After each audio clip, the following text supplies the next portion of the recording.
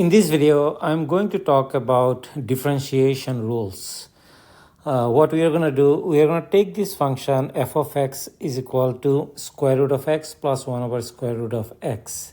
I'm going to find the first derivative of it, second derivative of it, and third derivative of it.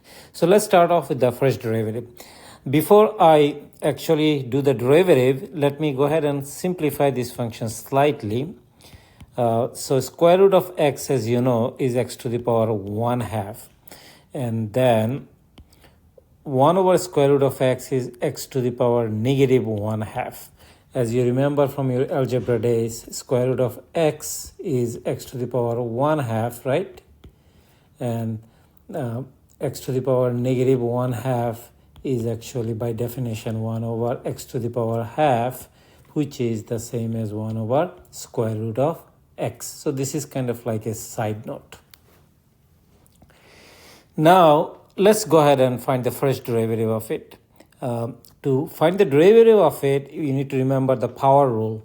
The power rule says that if you have some function, let's call it g of x is equal to x to the power n, where n is a real number. Okay, that means n is coming from the number line. N is an element of R. So g prime of x is gonna be n times x to the power n minus 1.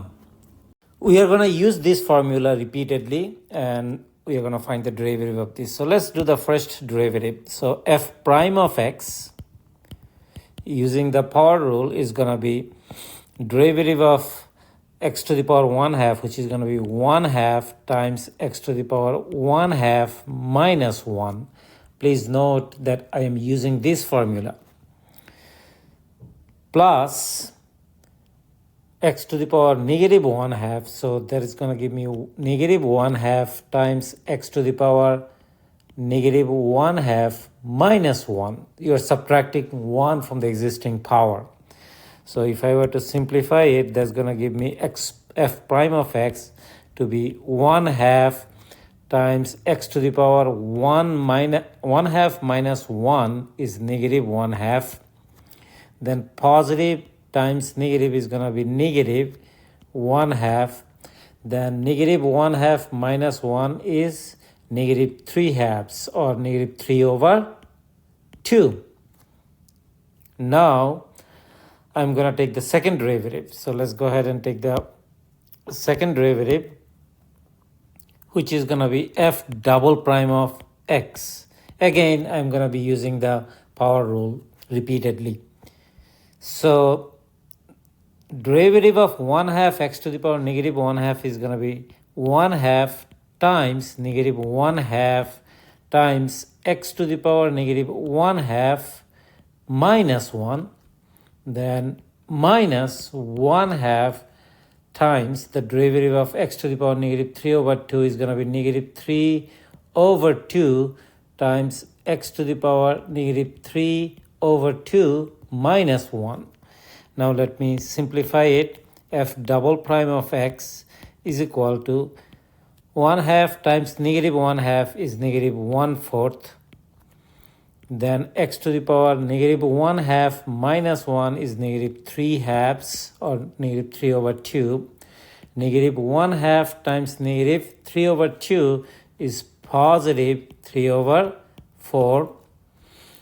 X to the power negative 3 over 2 minus 1 is negative 5 over 2. So that's the second derivative. Now let me go ahead and find the third derivative. F triple prime of x is going to be equal to negative 1/4 times the derivative of x to the power negative 3 over 2, which is going to be negative 3 over 2 times x to the power negative 3 over 2 minus 1. Then plus this plus 3 over 4 times the derivative of x to the power negative 5 over 2, which is going to be negative 5 over 2 times x to the power negative 5 over 2 minus 1.